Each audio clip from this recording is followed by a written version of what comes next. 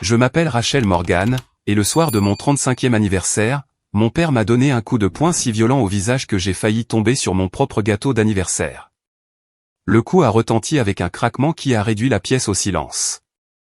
Les bougies brûlaient encore, le glaçage était encore parfait, et soudain mon sang s'est étalé sur le blanc comme une décoration grotesque que personne n'oublierait jamais. Pendant une longue seconde, personne n'a respiré. Je pouvais sentir tous les regards dans le salon bondés rivés sur moi, les fourchettes figées à mi-chemin de la bouche, les verres de vin tremblants en l'air.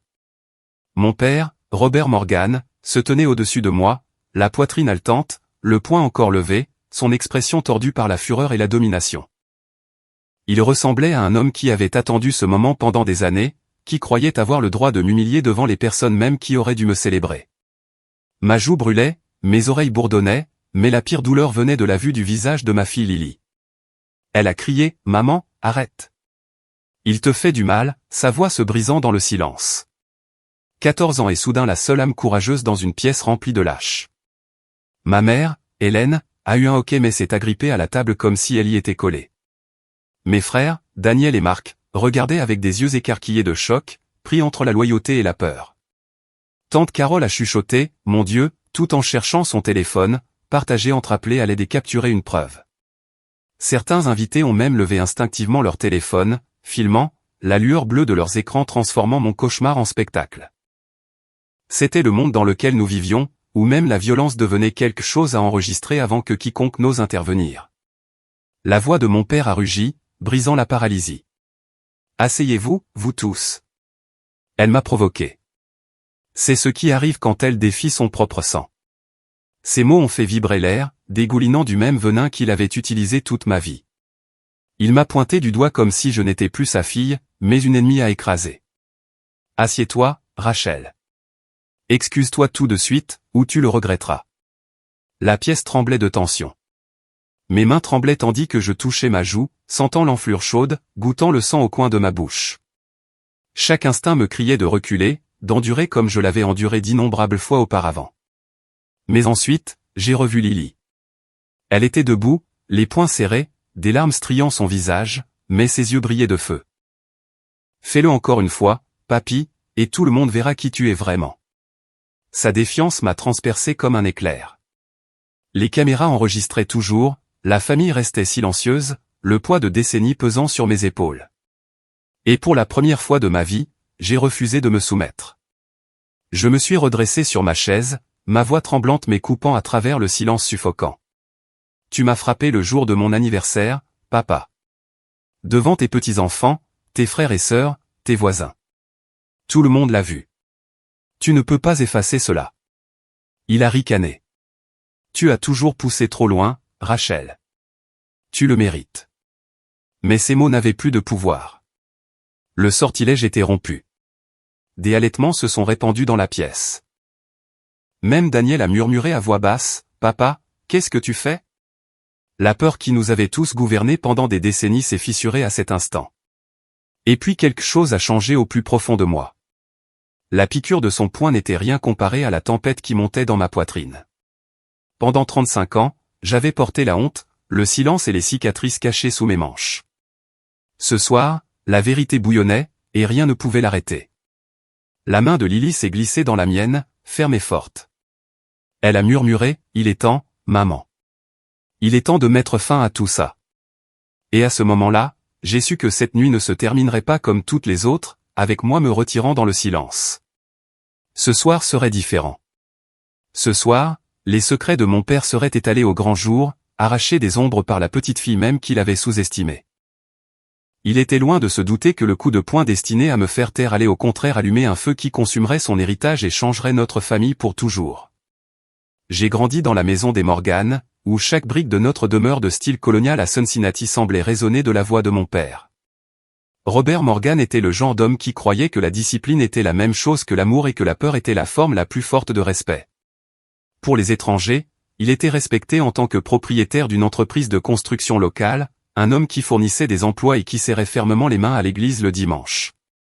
À l'intérieur de notre maison, il était une tempête qui ne finissait jamais.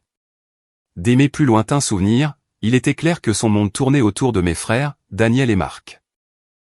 Ils étaient les héritiers, les fils qui prendraient un jour la relève de son entreprise.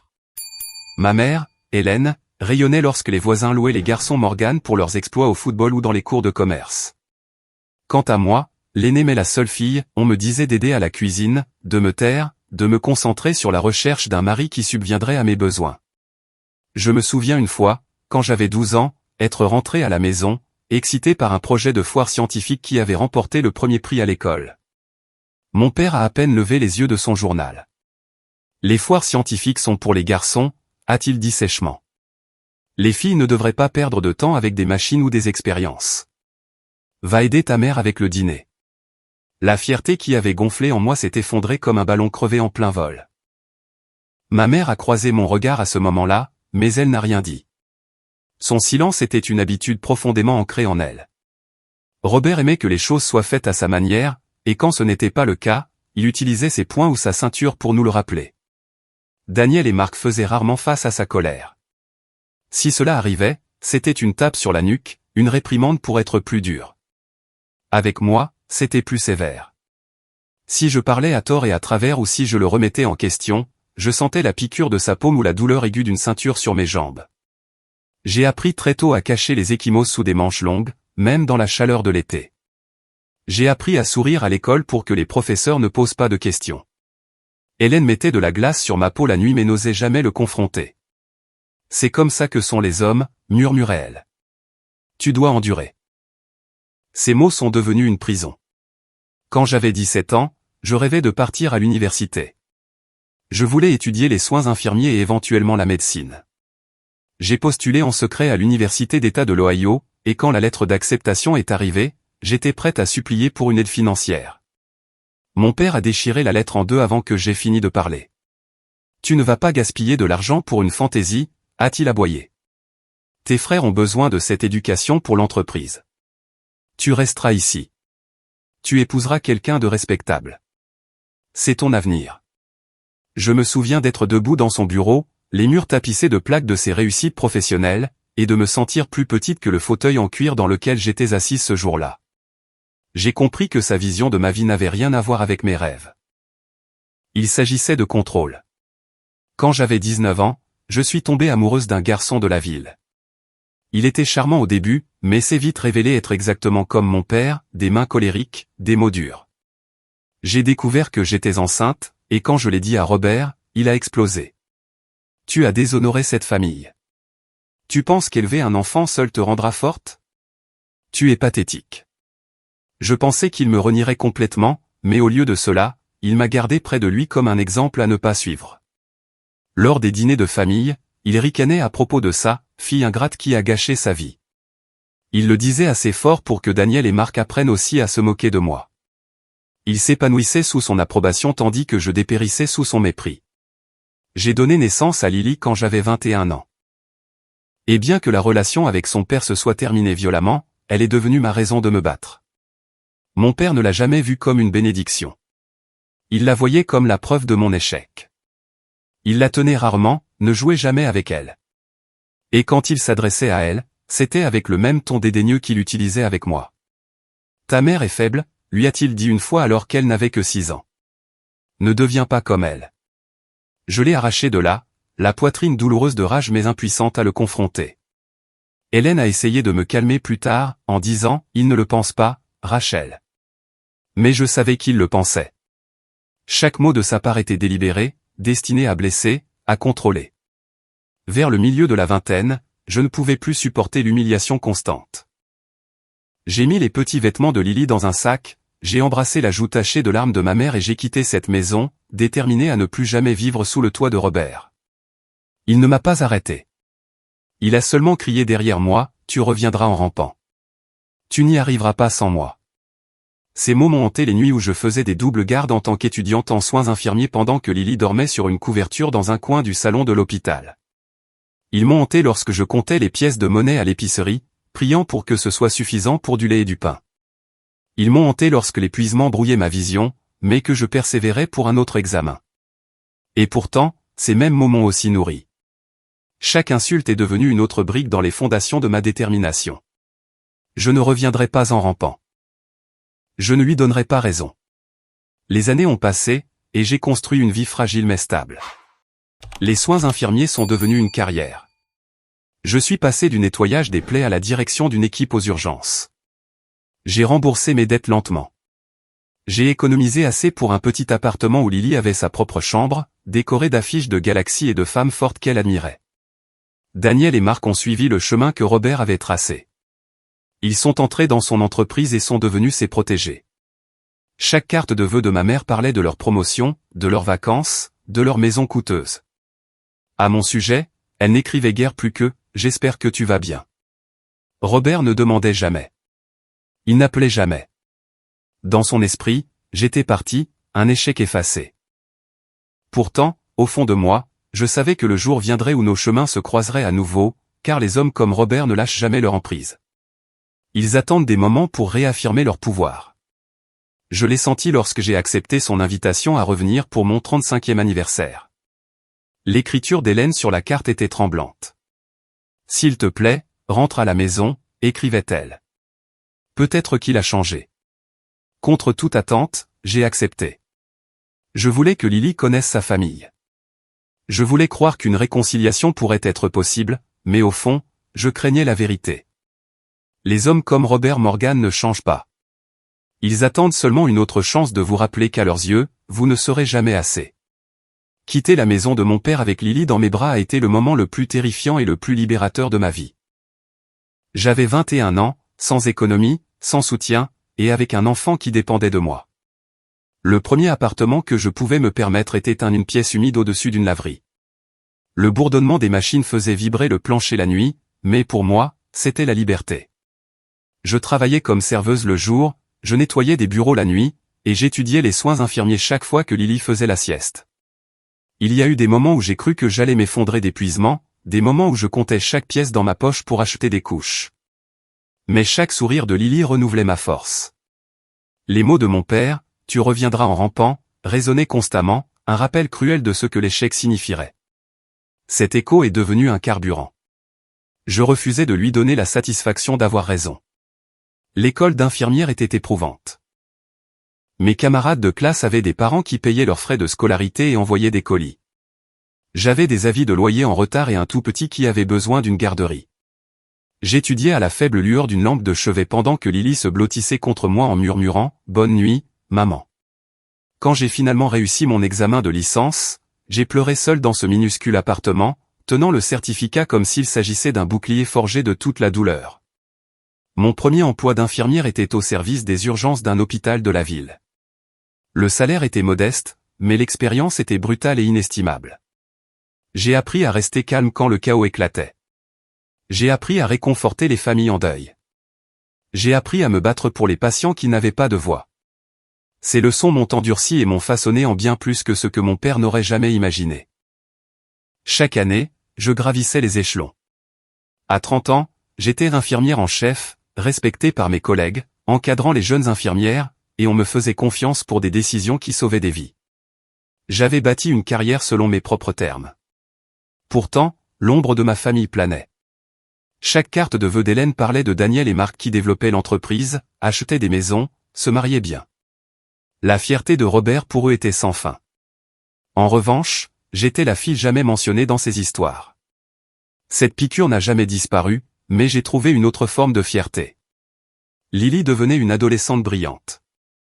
Elle aimait les sciences, posait des questions sans fin et excellait à l'école.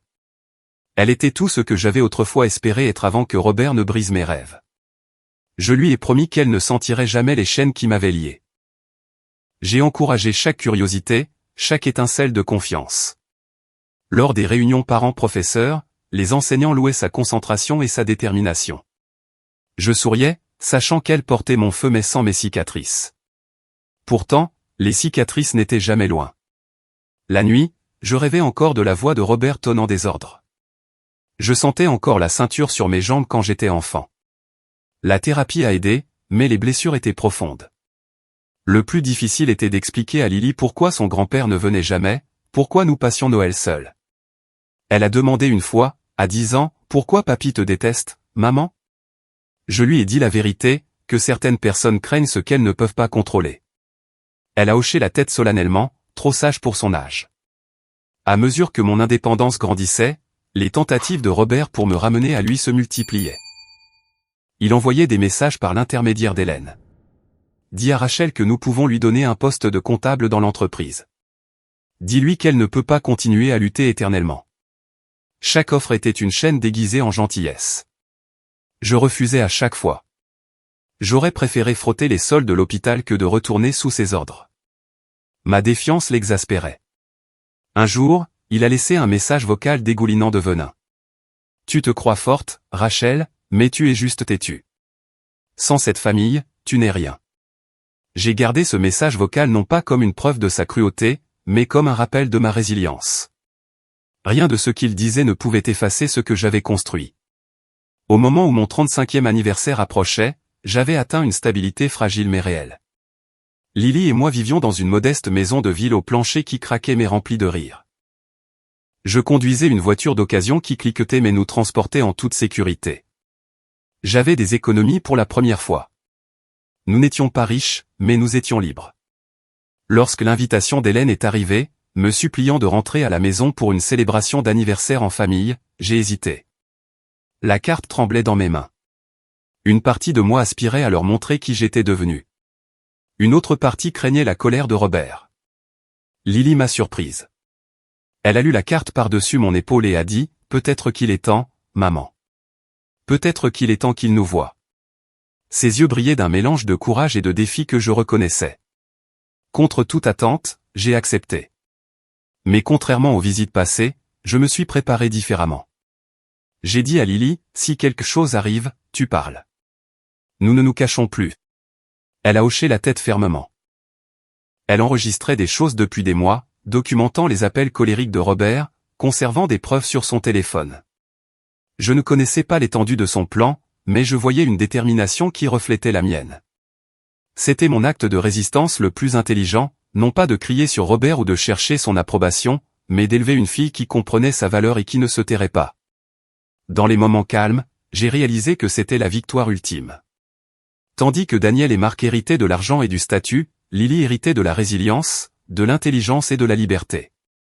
À l'approche de mon anniversaire, j'ai senti une tempête se préparer. Les souvenirs d'humiliation se heurtaient à des éclairs de fierté.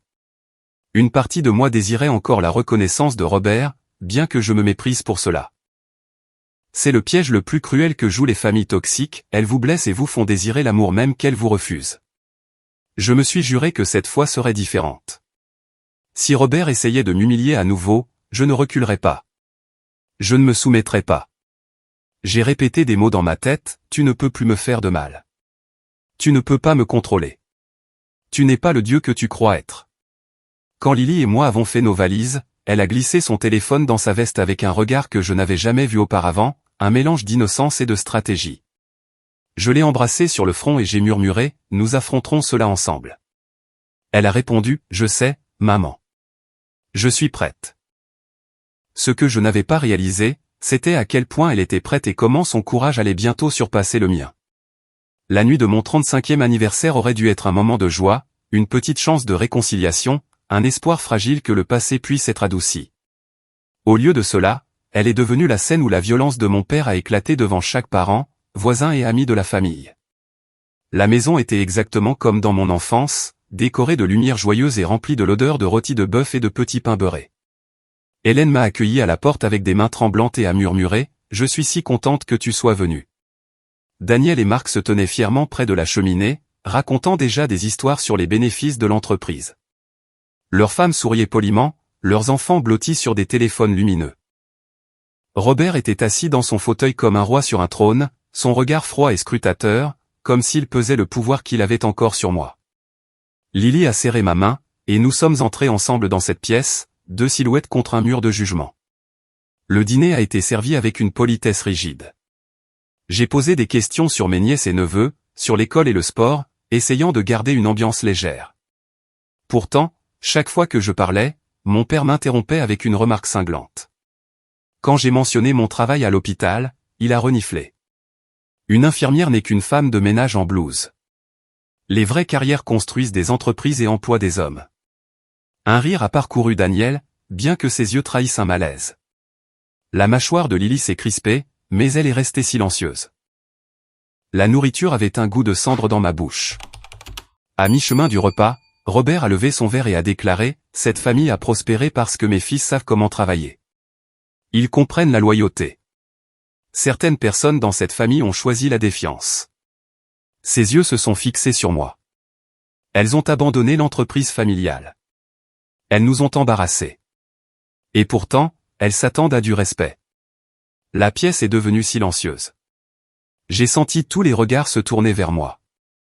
Mes mains tremblaient, mais j'ai forcé un sourire et j'ai dit « Je n'ai jamais demandé ton respect, papa. J'ai seulement demandé à vivre ma propre vie. » Les mots sont restés en suspens dans l'air comme des étincelles sur le point de provoquer une explosion. Robert a claqué son verre sur la table. « Tu oses me parler comme ça dans ma maison? 35 ans est toujours une honte. » Sans avertissement, il s'est jeté de sa chaise, son poing volant avant que j'aie le temps de bouger. L'impact sur ma joue m'a fait chanceler sur le côté. Des halètements ont rempli la pièce.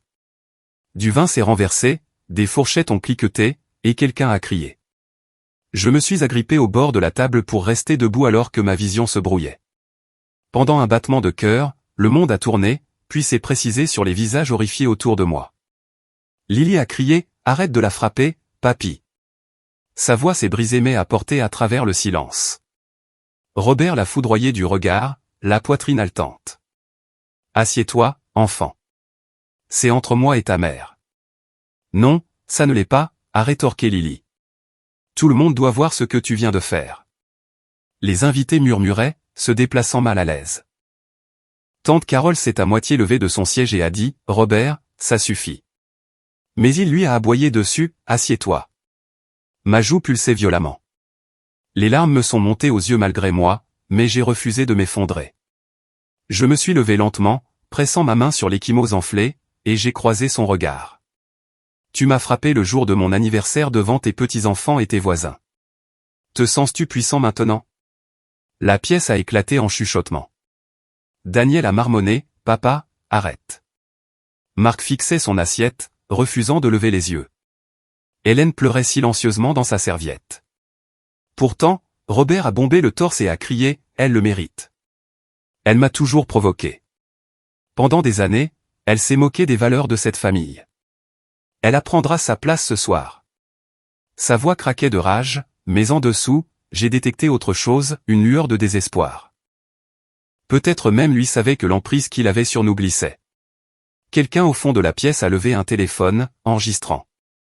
D'autres ont suivi. Des écrans bleus brillaient, capturant sa posture imposante et ma défiance tremblante. Le monde extérieur à ses murs allait voir. Robert a remarqué les téléphones et a rugi, baissez ça. Mais personne n'a obéi. Le sortilège de la peur se fracturait. J'ai senti une montée d'adrénaline. Mes genoux tremblaient, mais j'ai parlé quand même. Je ne suis pas ta propriété. Je ne suis pas ta servante. Je suis ta fille, et tu ne me feras plus jamais de mal. Ma voix tremblait, mais elle portait. Les enfants regardaient, les yeux écarquillés. Lily a attrapé mon bras, ses yeux féroces. Nous n'avons plus peur de toi, a-t-elle murmuré. Ce moment s'est gravé en moi. Pour la première fois de ma vie, j'ai senti l'équilibre du pouvoir basculer. Robert se tenait figé, les poings toujours serrés, mais la foule n'était plus avec lui. Elle était avec moi. Les bougies d'anniversaire vacillaient, toujours intactes, leur petite flamme un rappel silencieux que même dans l'obscurité, la lumière peut persister. J'ai essuyé le sang de ma lèvre, redressé mes épaules et me suis juré silencieusement que cette nuit ne se terminerait pas dans le silence. Mon père avait lancé son coup de poing, mais bientôt le monde lui renverrait quelque chose de bien plus fort qu'il ne s'y attendait. Le silence après le coup de poing de mon père pesait encore lourdement lorsque Lily s'est soudainement redressée, sa petite silhouette vibrant de fureur. Des larmes coulaient sur ses joues, mais sa voix coupait comme une lame. Tout le monde doit savoir ce qu'il a fait. Pendant un instant, personne n'a bougé. Les parents plus âgés chuchotaient, Daniel se déplaçait mal à l'aise, Marc se frottait le front. Robert a aboyé, assieds-toi, Lily. Tu ne vas pas m'humilier dans ma propre maison. Mais Lily a secoué la tête. Elle a sorti son téléphone de sa poche avec des mains tremblantes et a tapé sur l'écran. Un enregistrement a retenti dans la pièce, la voix de mon père tonnant, dégoulinant de venin, « Tu es inutile, Rachel. Tu es une honte. Tu ne seras jamais rien sans moi. » Les mots étaient bruts, enregistrés d'un appel téléphonique des mois plus tôt. Des halètements se sont répandus parmi les invités. Robert s'était lancé, mais Lily a tenu le téléphone en l'air, la défiance dans les yeux. « Ce n'est pas tout, papy. » Son pouce a glissé, et soudain la télévision montée sur le mur a vacillé. L'écran s'est rempli de clips vidéo tremblants. La voix de Robert tonnait depuis les haut-parleurs, capturée lors de nuits où il pensait que personne n'écoutait, des extraits de lui criant, le son d'objets s'écrasant, les sanglots étouffés d'Hélène, et même ma propre voix le suppliant d'arrêter. Un enregistrement montrait Lily à l'âge de 10 ans, se cachant dans sa chambre pendant que Robert traversait le couloir en hurlant des insultes. Les mots ont secoué la pièce par leur cruauté. Les invités sont devenus pâles, la bouche ouverte d'horreur. Tante Carole s'est couvert le visage de ses mains. Un voisin a marmonné, je n'en avais aucune idée. Robert a rugi, éteins ça tout de suite. Mais le menton de Lily s'est levé plus haut. Tu nous as toujours dit de te respecter, papy, mais le respect, ce n'est pas de battre ta femme ou ta fille. Le respect, ce n'est pas de menacer ta famille. Tout le monde doit voir qui tu es vraiment. Le visage de mon père est devenu rouge, la sueur brillant sur son front. Il a attrapé la télécommande, mais Daniel l'a saisi le premier, les mains tremblantes. Papa, arrête. C'est trop. Marc a finalement levé les yeux, son regard passant de moi à Robert. Il a murmuré, tout ça est vraiment arrivé? J'ai hoché la tête, les larmes brûlantes mais la colonne vertébrale droite. Oui, chaque jour de mon enfance. La pièce bourdonnait de murmures. Les téléphones se sont de nouveau levés, enregistrant chaque seconde. Lily s'est approchée de la télévision. Ce n'est pas tout, a-t-elle dit. J'ai envoyé des copies de ces fichiers à un journaliste. Ils sont déjà en ligne. Des halètements, plus forts cette fois, ont éclaté autour de la table. Robert a reculé comme s'il avait été frappé. Son image soigneusement construite d'homme d'affaires respecté et de patriarche s'est brisée sous ses yeux. Hélène s'est agrippée la poitrine, sanglotant ouvertement. Daniel a juré à voix basse. Tante Carole a chuchoté, toute la ville saura. Robert a crié, vous croyez que quelqu'un va croire une enfant? Vous croyez que cette famille survivra à tes mensonges? Mais la voix de Lily est devenue plus forte. Ce ne sont pas des mensonges. Ce sont tes mots, tes actions. Tu ne peux plus te cacher. Le poids de sa défiance m'a stupéfié, même moi. Ma fille, à peine 14 ans, était devenue la guerrière que je n'avais jamais osé être à son âge. La fierté et la peur ont surgi ensemble dans ma poitrine. Les invités chuchotaient avec ferveur. Un homme a dit, nous devrions appeler la police. Un autre a murmuré, je n'arrive pas à croire qu'il ait fait ça à sa propre famille. Robert a attrapé une chaise, les jointures blanches. Il a crié, vous êtes tous des imbéciles. Sans moi, aucun de vous n'aurait rien. Il a foudroyé Daniel et Marc du regard. J'ai construit tout ce que vous possédez. Mais ses fils ne se sont pas précipités pour le défendre. Le visage de Daniel était pâle, sa voix basse. Papa, je ne peux pas ignorer ça. Les lèvres de Marc se sont serrées, ses yeux remplis de honte. La télévision continuait de diffuser, un autre clip de Robert criant sur Hélène, la traitant de pathétique, menaçant de me mettre à la porte de la maison quand j'avais 17 ans. Chaque mot était un marteau enfonçant la vérité plus profondément dans l'esprit de toutes les personnes présentes. Je voulais m'effondrer sous le poids de l'humiliation et du soulagement. Pendant des années, j'avais porté ces souvenirs seul, doutant de ma propre force. Mais maintenant, la preuve remplissait la pièce, indéniable et impitoyable. Les épaules de Lily tremblaient, mais son regard n'a jamais quitté Robert. « Tu ne peux plus nous faire de mal », a-t-elle dit. Ni à moi, ni à maman, ni à mamie. La maison semblait se fendre en deux. Le pouvoir qu'il avait détenu pendant des décennies s'est évaporé sous la lumière crue de sa propre cruauté. Les téléphones vibraient de notifications. Quelqu'un a dit, c'est déjà sur Facebook. L'empire de silence de Robert s'effondrait en temps réel. Il a tenté un dernier rugissement d'autorité. Assez. C'est fini. Mais ces mots n'avaient aucune force. Les invités ne se recroquevillaient plus. Certains me faisaient un signe de tête avec sympathie, d'autres à Lily avec admiration. Tante Carole s'est levée et a dit fermement, Robert, tu devrais partir avant que la police n'arrive. Sa bouche s'est ouverte, puis s'est refermée, sa mâchoire travaillant comme s'il mâchait du verre brisé. Pour la première fois de ma vie, j'ai vu la peur dans ses yeux, une peur pure, sans filtre. Il s'est tourné vers Hélène, mais elle a reculé, secouant la tête. Plus jamais, Robert. J'ai fini de me taire. Ces mots l'ont blessé plus profondément que n'importe quel coup. La femme qui avait protégé sa cruauté pendant des décennies avait enfin trouvé sa voie. Les poings de mon père sont tombés mollement le long de son corps. Il a reculé en trébuchant, la pièce se refermant sur lui. Le son des sirènes, faible au loin, s'est intensifié. Quelqu'un avait en effet appelé la police. Lily a serré ma main, sa voix tremblante mais féroce. Nous sommes en sécurité maintenant, maman. Les larmes ont brouillé ma vision, mais j'ai hoché la tête. En sécurité, pour la première fois depuis des décennies. Alors que les sirènes approchaient, Robert s'est effondré sur sa chaise comme un roi détrôné. L'homme qui avait terrorisé sa famille était maintenant assis, impuissant, pendant que sa petite fille exposait chaque secret qu'il avait essayé d'enterrer. Cette nuit-là, la vérité a brillé plus fort que les bougies sur mon gâteau oublié, et plus rien dans notre famille ne serait jamais pareil.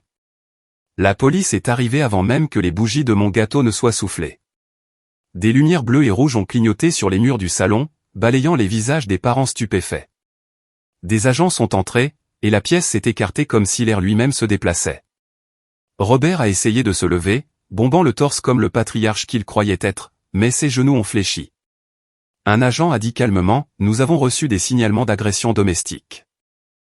Pouvez-vous nous dire ce qui s'est passé ici ?» Une douzaine de voix se sont élevées en même temps, des invités racontant le coup de poing, montrant ma joue enflée, rejouant les enregistrements de Lily sur leur téléphone. Robert a crié, « Mensonge. Vous tous. Elle m'a provoqué. Elle m'a toujours provoqué. » Mais sa voix s'est brisée sous le poids des preuves. Les agents se sont dirigés vers lui, leur présence ferme et inflexible. Hélène pleurait ouvertement, son corps tremblant tandis qu'elle murmurait, « Je ne peux plus le couvrir. » Cette phrase est restée en suspens dans l'air, plus lourde que n'importe quelle accusation.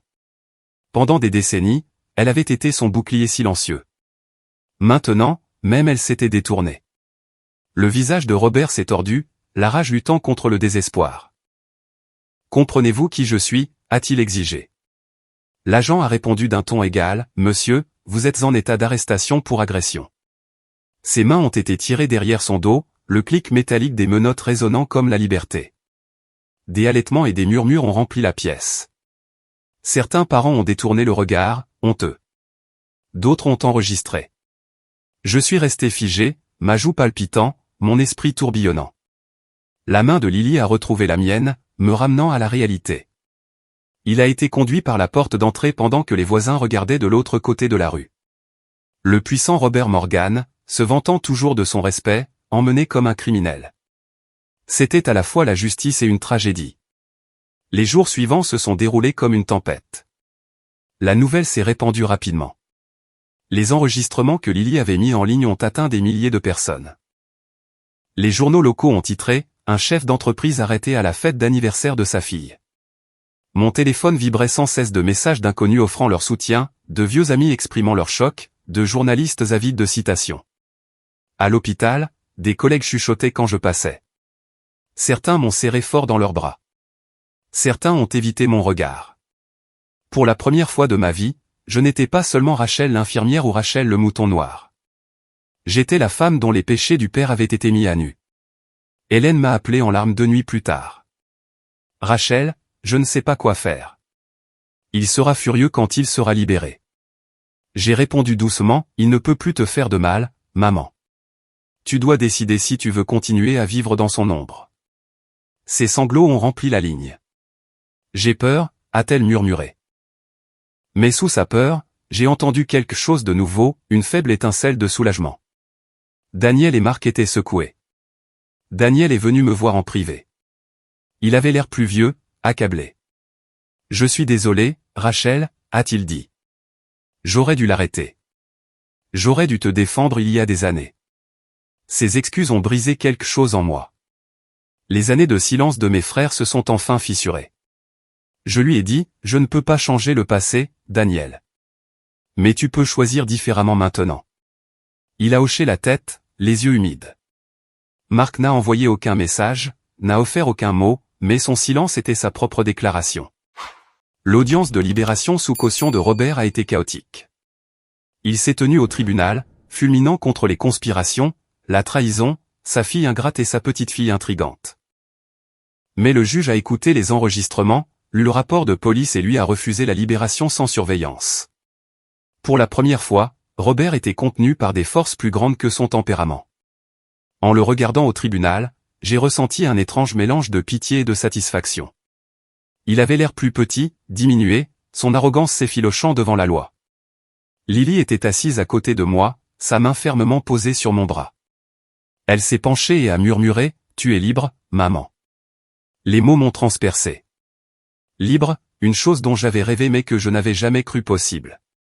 Pourtant, la liberté était compliquée. Les cauchemars me tourmentaient encore. Je revivais le coup de poing, l'humiliation, les décennies de silence. La guérison ne viendrait pas instantanément, mais pour la première fois, elle semblait possible. La communauté a réagi avec division. Certains voisins ont exprimé leur choc de n'avoir jamais rien soupçonné. D'autres ont avoué avoir toujours senti quelque chose de sombre derrière le charme de Robert. Quelques associés ont essayé de le défendre, mais leurs voix se sont estompées à mesure que d'autres enregistrements faisaient surface, des preuves d'abus verbaux et de menaces.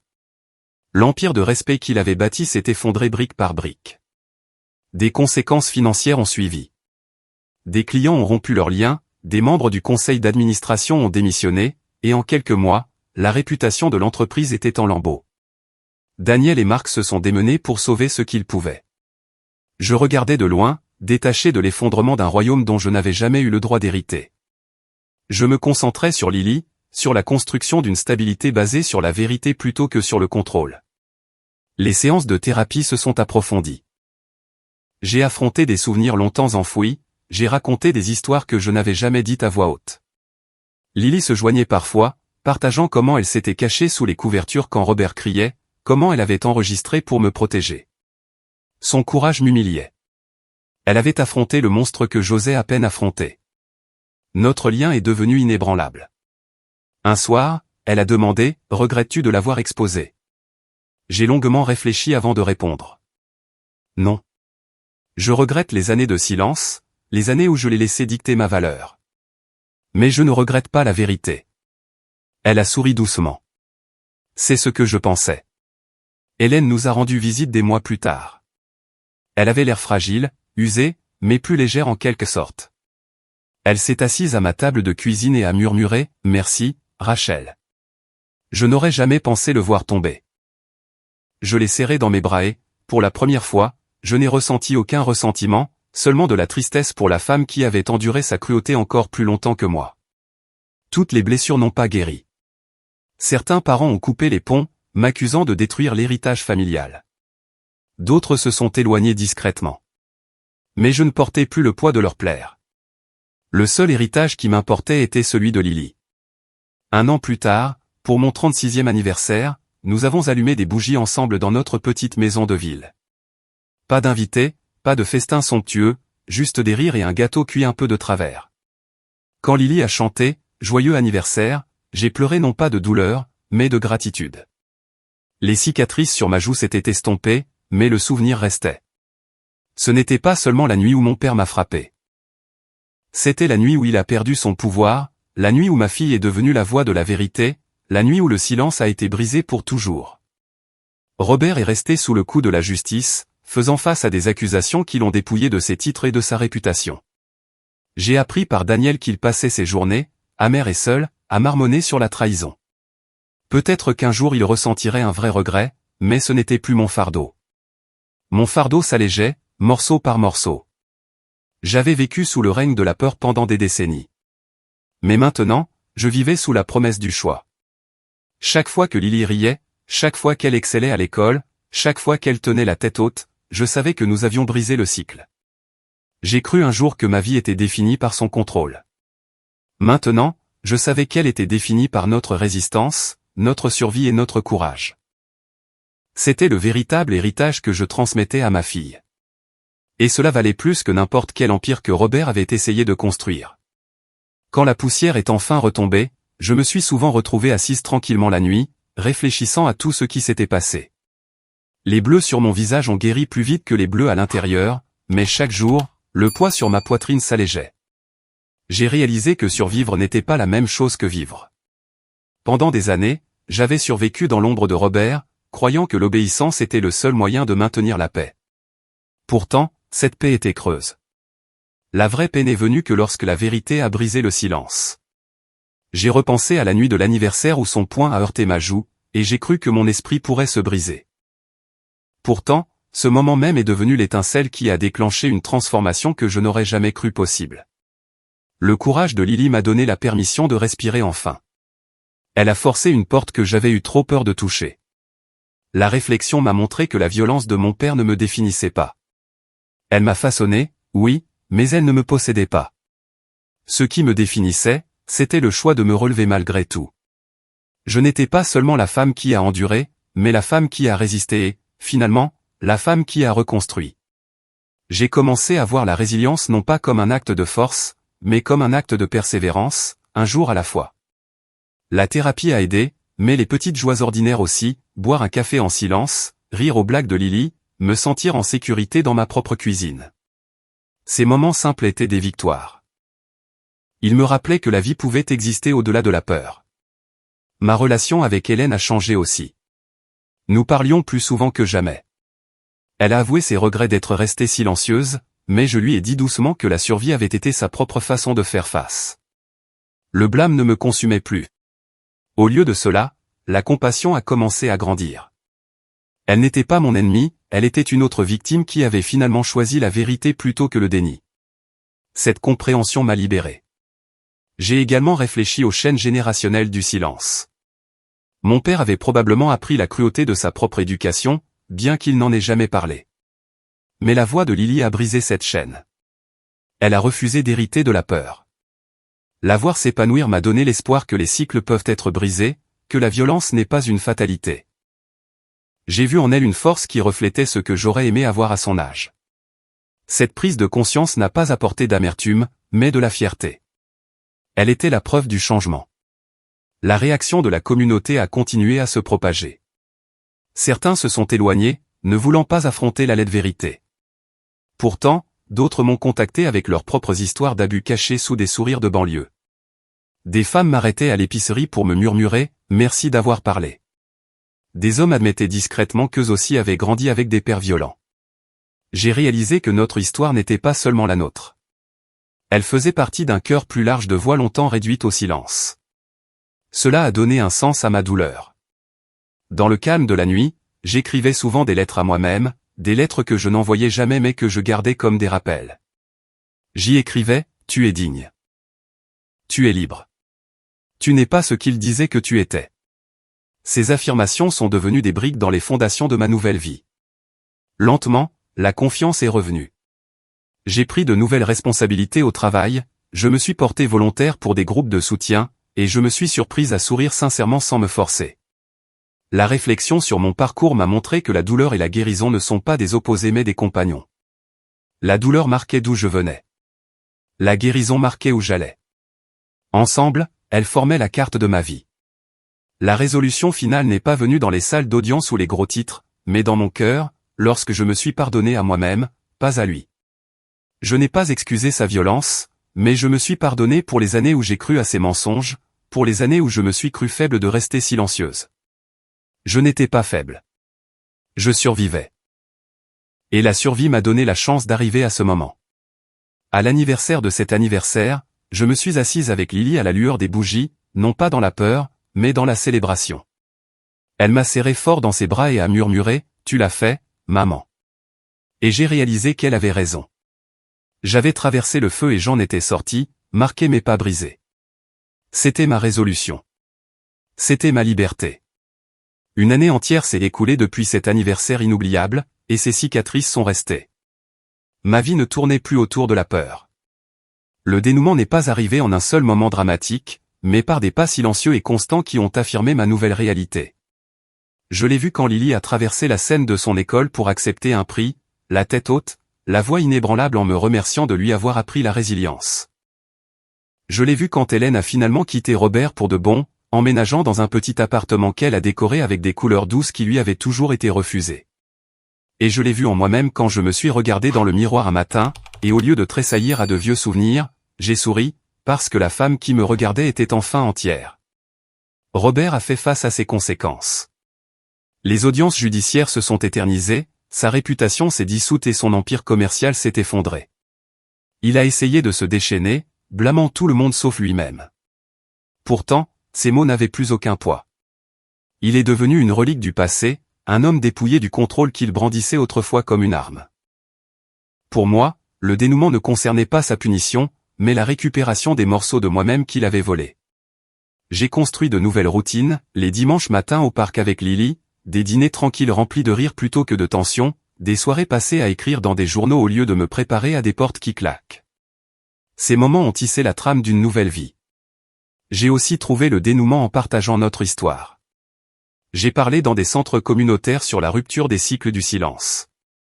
J'ai rencontré des femmes et des hommes qui ont murmuré leur vérité cachée et j'ai vu l'espoir s'allumer dans leurs yeux quand ils ont réalisé qu'ils n'étaient pas seuls. Chaque fois que je parlais, j'honorais le courage de Lily, me rappelant que le changement est possible, même quand il semble impossible. Pour mon anniversaire suivant, Lily a insisté pour m'organiser une petite fête. Cette fois, la maison n'était pas remplie de tension, mais de joie. Des amis et des parents solidaires se sont réunis. Hélène a ri sincèrement. Daniel a apporté un gâteau, et pour la première fois depuis des décennies, le son de la célébration n'était pas empreint d'appréhension. Quand les bougies ont vacillé, j'ai fermé les yeux, et au lieu de souhaiter la liberté, j'ai murmuré une prière de gratitude, car la liberté était déjà mienne. Le dénouement est également venu avec l'acceptation que certaines blessures ne disparaîtraient jamais complètement. Les cauchemars venaient encore occasionnellement, mais ils ne me contrôlaient plus. C'étaient des échos, pas des prisons. Je les portais comme des rappels de survie, pas des chaînes de honte. Lily m'a serré dans ses bras cette nuit-là et a dit, « Tu m'as fait le plus beau des cadeaux, maman. Tu m'as montré que défendre la vérité est important. » Mon cœur s'est gonflé parce que j'ai réalisé que le dénouement final n'était pas seulement le mien. C'était aussi le sien. Nous avions brisé la chaîne ensemble. L'histoire qui avait commencé par la violence s'est terminée par la libération. La jeune fille qui se recroquevillait autrefois dans le silence était devenue une femme qui se tenait droite, et la fille qui tremblait autrefois derrière les portes était devenue un phare de courage. Ensemble, nous avons clos le chapitre non pas avec amertume, mais avec force. C'était la fin que je n'aurais jamais cru possible. Pourtant, c'était celle que nous avions écrite de nos propres mains.